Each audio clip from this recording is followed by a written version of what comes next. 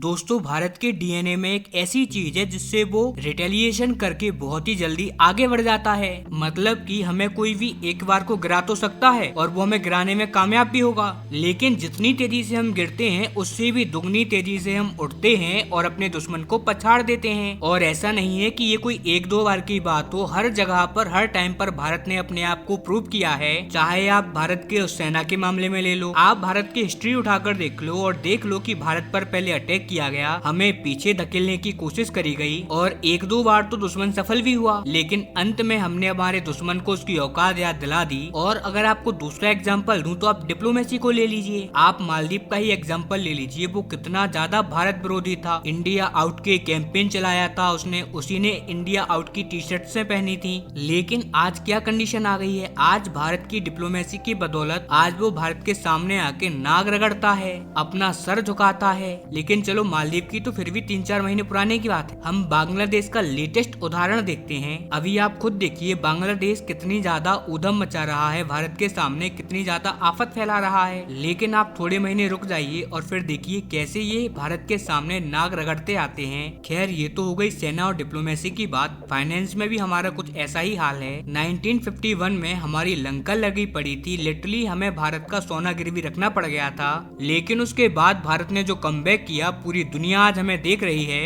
क्योंकि आज हम दुनिया की टॉप 5 अर्थव्यवस्थाओं में से एक हैं। भारत के खजाने में भी सेम कंडीशन है। अब से 2 साल पहले तक भारतीय खजाना इतनी भयंकर तरीके से गिरा था कि एक साल में 110 बिलियन डॉलर की तक गिरावट आ गई थी और वो हमारे लिए बहुत ही ज्यादा बुरा वक्त था। लेकिन फिर भारत ने वापसी करी और अब से 1-2 महीने पहले तक ही हमारा खजाना इतिहास के सारे रिकॉर्ड तोड़ चुका है, 700 बिलियन डॉलर के ऐतिहासिक मार्ग पर पहुंचकर। लेकिन पिछले 1-1.5 हफ्ते में हमने देखा कि भारतीय खजाने में फिर से थोड़ी सी गिरावट आना स्टार्ट हुई और एक बार फिर से भारत को लोग वही ताने सुनाने लगे कि ये तो भारत की बस 4 दिन वाली चांदनी थी, भारत ने ये सब बस दिखाने के लिए किया था, भारत ने मात्र दिखाने के लिए 700 बिलियन डॉलर का खजाना बढ़ा लिया था, अब बस दोबारा से वो अपनी औकात पर आएगा। वहीं दुनिया भर के तमाम अर्थशास्त्रियों ने भी कहा था कि भारत का खजाना आने वाले 1 साल में बहुत गिरेगा, क्योंकि डोनाल्ड ट्रंप की पॉलिसीज का किसी को भरोसा नहीं है। डोनाल्ड ट्रंप डॉलर को और ज्यादा शक्तिशाली बनाएंगे और इस सब सिनेरियो को देख के लगता है कि भारत का खजाना करीबन 1 साल तक तो गिरेगा ही, उससे पहले भारत के खजाने को उठने के कोई चांस नहीं है। लेकिन यही अब देखने वाली बात ये है कि आखिरकार ये कितना गिरेगा, कितना निचला स्तर छुएगा। यहाँ तक कि कल मैंने भी आपको खबर बनाकर कहा था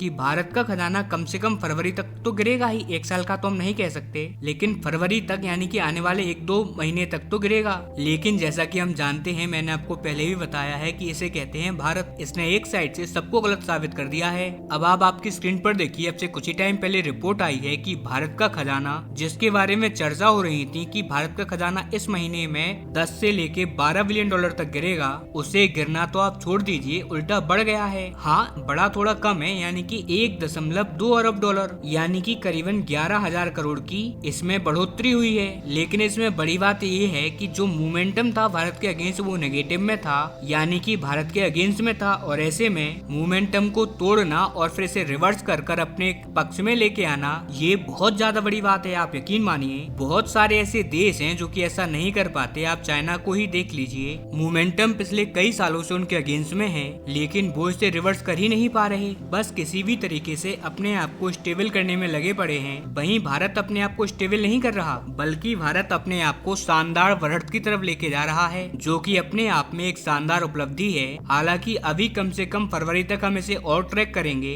यहाँ देखने वाली बात ये है कि ये उछाल कहीं बस 1-2 हफ्ते की तो नहीं है, ये कंसिस्टेंट है या नहीं, अभी इस चीज को हमें ऑब्जर्व करना होगा। इसीलिए पिछले कुछ हफ्तों तक हम अपने एक्सपोर्ट, अपनी जीडीपी और अपने खजाने, इन तीनों लेवल पर बारीक नजर बना के रखेंगे, इन्हें एनालाइज करेंगे और आप तक पहुँचाएंगे। इसीलिए डू सब्सक्राइब दिस चैनल।